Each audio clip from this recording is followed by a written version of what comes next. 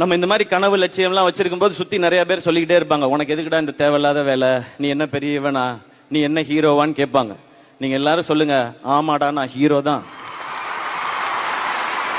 என் வாழ்க்கைக்கு நான் தான் ஹீரோ, என் தகுதியை நான் தான் முடிவு பண்ணுவேன்னு சொல்லிட்டு போயிட்டே இருங்க. நம்மள மாதிரி தனியா வர்றவங்களுக்கு உழைப்பும் கனவும் தான் பேக்ரவுண்ட். அந்த கிரவுண்ட்ல நம்ம ஆடுறது தான் கேம், நம்ம அடிக்கிறது தான் சிக்ஸர். இன்னைக்கு கூட ஸ்டார்ட் பண்ணுங்க. டே 1 இந்த உலகம் நீங்க யாரோன்னு சொல்லும். ஒன் டே நீங்க யாருன்னு இந்த உலகமே சொல்லும்.